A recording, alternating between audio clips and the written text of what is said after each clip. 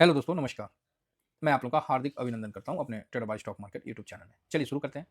तो सबसे पहले मैं आप लोगों को आज कुछ अलग टॉपिक में डिस्कशन करते हैं कि सर थोड़ा-सा अलग डिस्कशन हो, ठीक है? तो अभी क्या है कि कई एक क्वेरी मेरे पास आया था कि होम, है ना? होम लोन, चलो होम लोन देख लेते हैं कि सर मेरा होम लोन इतना है, हम क्या करें? क्योंकि मेरा मान लीजिए 50 लाख का होम लोन चल रहा है, किसी का 20 लाख का चल रहा है, किसी का 30 लाख का चल रहा है। मेरा भी खुद चल रहा है ना? मेरा भी है अभी। जब चाहेंगे तब चुका सकते हैं, ये कंडीशन में आ चुका हूँ। इसीलिए अब टेंशन नहीं है। लेकिन जब लिया था तब टेंशन था। सर एक आम आदमी के लिए अगर आप 30 लाख का लोन ले लेते हो तो टेंशन हो जाता है ना? तो क्या करना चाहिए? अगर क्या होम लोन नहीं लेना चाहिए या फिर कोई भी लोन? लेकिन याद रखिएगा इसको आप शेयर मार्केट में प्लीज़ मत करिएगा, है ना? शेयर मार्केट नहीं, लाइफ़ का हम एक बात बता रहे हैं। बहुत तगड़ा बात है और ये चीज़ तभी पॉसिबल है जब आप शेयर मार्केट में हैं, ये भी सुन लीजिए। अदरवाइज़ पॉसिबल नहीं है। आम आदमी को नहीं उतना समझ में आएगा। आम आदमी और हम लोग का ही घर में बोला गया है कि भैया होम लोन मतलब लोन ज़्यादा नहीं लेना चाहिए, है ना? लोन-वोन ये सब बेकार चीज़ है। अपना हाथ जगन्नाथ, अपना जितना कैपेसिटी है, उस समय से उस हिसाब से काम करो। फालतू का लोन उनके चक्कर में मत पड़ो, ठीक है? अब आप ही बताइए कि मैं कहाँ से लाऊँ? अगर मान लीजिए मेरे को कहीं बढ़िया जगह होम लेना है, सपोज़ करिए, तो आज के टाइम में 1 करोड़, सवा करोड़, ढाई करोड़ यही ज चलता है। आप अगर सोसाइटी वगैरह बढ़िया लोगे तो डेढ़ ढाई करोड़ का तो आपको चला जाता है। तो आप 20% पेड करोगे, बाकी लोन आ जाता है, यही होता है।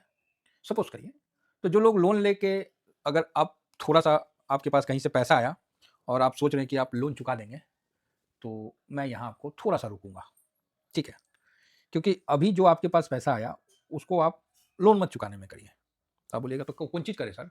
हैं? मान लीजिए मेरा अभी 20 लाख रुपया बचा है, चाहे 15 लाख रुपया, चाहे 10 लाख रुपया बचा हुआ है। तो मेरे पास है, हम अपना मेरे को भी सीए बोलते हैं कि सर किस लिए आप उधर रखे हो? आप अपना लोन फिनिश कर दो ना, फालतू का पैसा देके क्या मतलब है? लेकिन मैं क्या सोचता हूँ, मैं तो यही सोचता हूँ हमेशा कि जब लोन लिया था, तब तो मेरे पास वो पैसा नहीं था, हैं?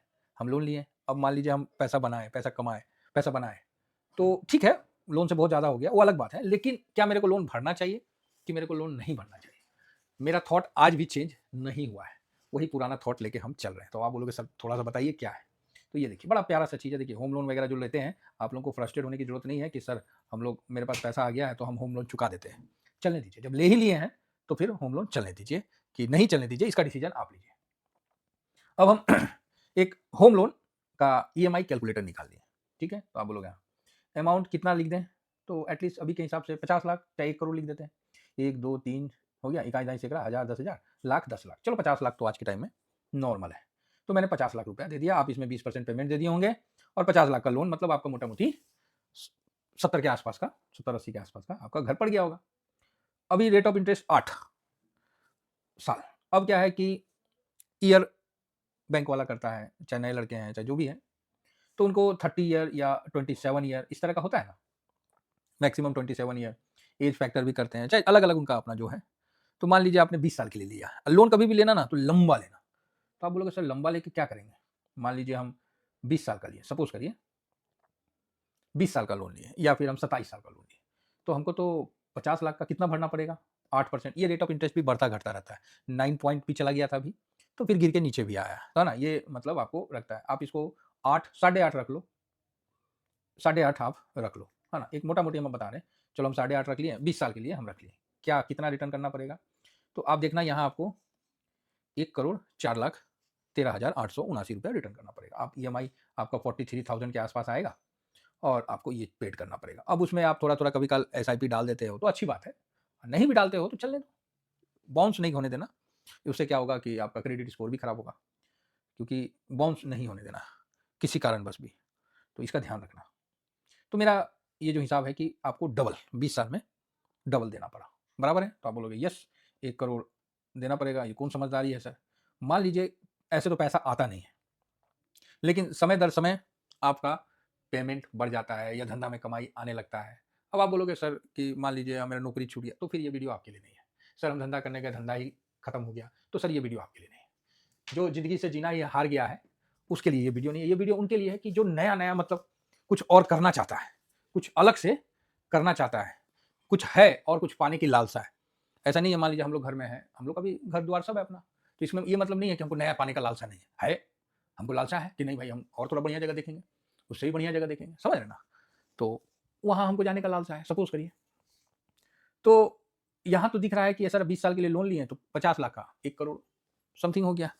अगर मान लीजिए 1 करोड़ का आप लोन लेते हो, जो मान लीजिए मेरे को लेना पड़ा 1 करोड़ का लोन, तो बढ़ गया। तो आप बोलोगे यस इतना भरना पड़ेगा और ये रेट ऑफ इंटरेस्ट के हिसाब से एवरेज आपको इतना होगा। तो 50 लाख का 1 करोड़ 3 हज़ार बराबर है 4,000।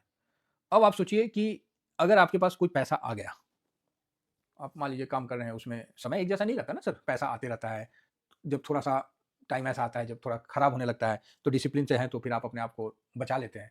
अदरवाइज़ आप फ्रस्ट्रेट होके बर्बाद हो जाओगे और डिसिप्लिन से हैं तो फिर चल दोगे। नौकरी किस लिए भारत में ज़्यादा प्रसिद्ध है कि समय खराब भी होगा ना, तो आदमी बोलता है कि नौकरी में तो कम से कम, और भी सरकारी नौकरी में तो तनख्वाह तो आएगा ना, समय कितना भी खराब होगा तो। कोरोना में ही देख लीजिए। लेकिन बिज़नेस में तो खत्म ना हो जाता है। तो भैया बिज़नेस 365 डे नहीं चलता है, ठीक है? वो चलेगा एक 30 दिन, 365 दिन का आय आपको बना के दे देगा। क्लियर है? बाकी दिन नॉर्मल चलेगा और चलेगा जब तो धुआँधार चलेगा और इतना बना के दे देगा कि आपका कोई लिमिट नहीं है, पहली बात। तो अब हम मान लीजिए आपके पास पैसा आ गया, कि आपके पास आपने लोन लिया 10 साल के बाद या 5 साल के बाद, या मान लीजिए आपके पास 50 लाख रुपया है और आप उसको लोन में नहीं लगाना चाह रहे हैं, मतलब फ्लैट लेने के लिए पूरा नहीं देना चाह रहे, तो आप लोन ले लिए। तो ये भी एक अच्छा तरीका है। साथ में अपना इंश्योरेंस वगैरह जो है करवाना तो करवाइए, नहीं भी करवाएँ तो कोई बात नहीं। आपके पास 50 लाख रुपया है, आपको घर खरीदना था, आपने पूरा पैसा कैश में ना देके आपने लोन ले लिया।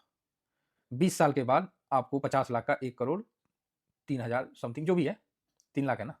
1 करोड़ 4 लाख रुपया आपको देना पड़ा। 1 करोड़ 4 लाख रुपया आपको देना पड़ा, ठीक है? तो आप बोलोगे हाँ, ठीक है सर, इकाई, दहाई, सैकड़ा, हज़ार, 10,000, लाख, अरे! सुनना छूट गया? तो आपको देना पड़ा 1 करोड़ इकाई, दहाई, सैकड़ा, हज़ार, 10,000, लाख, 4 लाख रुपया देना पड़ा, बराबर है? तो आप बोलोगे यस। अब मान लीजिए जो 50 लाख का रुपया आपका था, आपने उसको लोन नहीं लिया, बल्कि आपने उसको मार्केट में, या आप 8.5% के इंटरेस्ट से हर साल ग्रो किया। आप गोल्ड में भी देख लीजिए, गोल्ड में भी काफ़ी रिटर्न है, निफ्टी में देख लीजिए काफ़ी रिटर्न है ना? तो आपने 8.5%, आपने ज़्यादा भी नहीं किया, 8.5% पे आपने अपना रिटर्न को सेट किया। ये सिर्फ समझाने के लिए है। तो 20 साल के बाद क्या होगा पता है? तो आप बोलिएगा क्या होगा? देखिए, ये मैं किसी को वो नहीं बोल रहा हूँ, किसी के पास 50 लाख रुपया है, वो उससे घर ना लेके लोन में घर लेता है और 50 लाख रुपया को 8.5% के हिसाब से, मात्र ओनली 8.5% के हिसाब से ग्रोथ करता है। ये कैलकुलेशन के हिसाब से बता रहा हूँ। तो 20 साल के बाद क्या होता है उसका? तो 20 साल के बाद उसका जो अमाउंट है, वो इकाई, दहाई, सैकड़ा, हज़ार, 10,000, लाख, 10 लाख, करोड़, 2 करोड़ 55 लाख हो जाता है। ठीक है? 50 लाख का वो इन्वेस्ट करता है और 8.5% का रिटर्न बना लेता है। वो छोड़ दीजिए 20%, 25%, वो एक अलग बात है। कम से कम इतना भी बना लेता है, तो एवरेज में भी तो ये आपको 2.5 करोड़ के ऊपर निकल जाता है। अब आप ही बोलिए इतना करोड़ निकल गया, ठीक है? 2 करोड़ 55 लाख इतना निकल गया। देना कितना है? बैंक ने कितना उससे लिया था? तो 1 करोड़ 4 लाख रुपया, ठीक है? तो इसको आप कर लीजिए तो आपको पता चल जाएगा कि आपको क्या बेनिफिट हुआ। आपने 50 करोड़ रुपया 50 लाख रुपया का घर ले लेते कैश में, तो आप ये नहीं बना पाते, ठीक है? आपने लोन ले लिया, तो आपने इतना पेड किया, है ना? और उसी 50 लाख रुपया को सेम रेट ऑफ इंटरेस्ट से आपने ग्रोथ कर लिया, तो 2.55 करोड़ बना लिया। माइनस किए तब भी तो 1.5 करोड़ रुपए आप फालतू बैठे हुए हैं। तो ये है थोड़ा-सा समझने का। मिडिल क्लास के पास थोड़ा पैसा होता है, वो क्या करता है फटाफट लोन भर देता है। ये भी जेन्युइन है, कोई गलत नहीं करता है, क्योंकि लोन फ्री रहेंगे तो टेंशन फ्री रहेगा, नींद अच्छा आएगा, है ना? लोन रहेगा तो सर पे वो सरदर्द रहता है कि अरे यार लोन है। तो ये कैलकुलेशन है, अब इस कैलकुलेशन से आप क्या सीखते हैं ये आप पे डिपेंड है।